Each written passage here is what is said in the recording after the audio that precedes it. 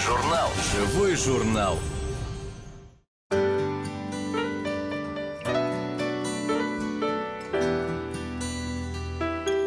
В субботу Алексей пригласил свою девушку Настю съездить за город на речку. Поехали, купались, загорали, жарили шашлычок. Уже к вечеру стали возвращаться домой. Проезжали одну деревню. Решили остановиться. Зашли в сельмак, купили минералки. Выходят, а около машины дед какой-то стоит. «Тебе чего, дедушка?» – спросил Алексей. «Машина у тебя хорошая», – сказал дед и пошел. Алексей усмехнулся. Заводит свой внедорожник, а он не заводится. Первый раз такое. Пробуют снова и снова, а мотор не стартует. «Дед сглазил», – сказала Настя. Алексей стал звонить по мобильнику своему другу, но связи не было. Пошел он снова в сельмак узнать у продавщицы, кто тут в деревне в машинах разбирается.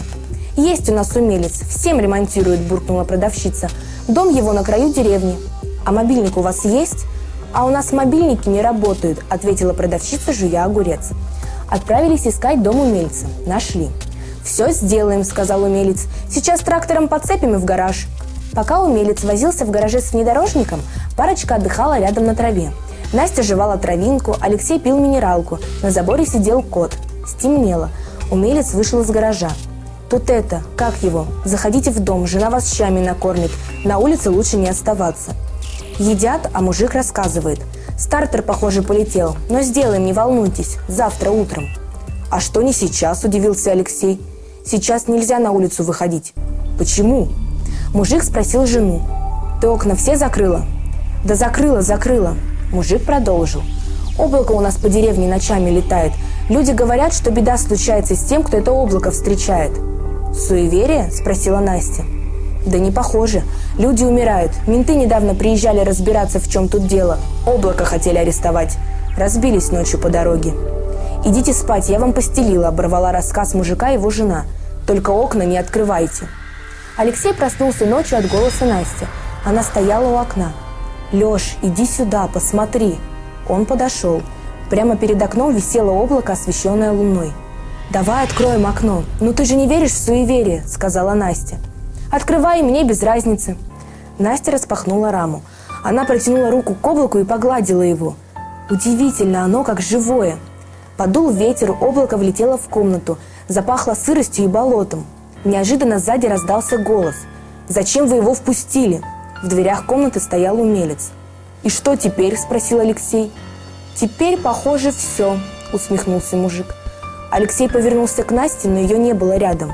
«Настя, ты тут?» Он стал смотреть по сторонам.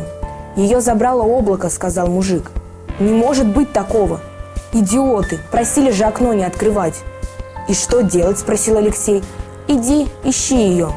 Алексей оделся, вышел на улицу, пошел вдоль дороги. Деревню освещали несколько фонарей. Небо затянуло густые тучи и закрыли луну. «Блин, угораздило же сюда попасть!» Раздался голос. «Леша!»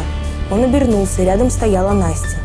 «Ну, слава богу!» – вздохнул он с облегчением. «Ты куда пропадала?» «А я не пропадала.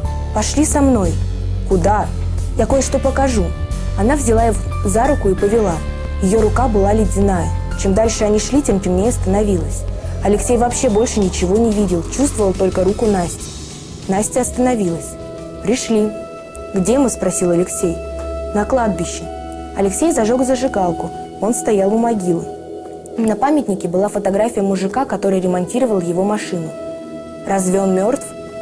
«Да, вся деревня мертва. Облако их всех забрало», – ответила Настя. «Но они же живые. Это только кажется. Днем они как бы оживают. И меня облако забрало». Настя заплакала. «Беги скорее отсюда, пока облако не пришло за тобой тоже». Из-за туч показалась луна. Она светила кладбище. У Алексея пробежал мороз по спине. Вокруг стояли мертвецы и смотрели на него. Алексей проснулся. Рядом спала Настя. Было утро, пели петухи, в окно светило солнце. В комнату постучали. «Можно?» «Да», – ответил Алексей. Вошел умелец. Он улыбался. «Починил. Принимай работу». Классно! Простенько и со вкусом. Блин, что-то мне теперь страшно спать. Окно пойду закрою.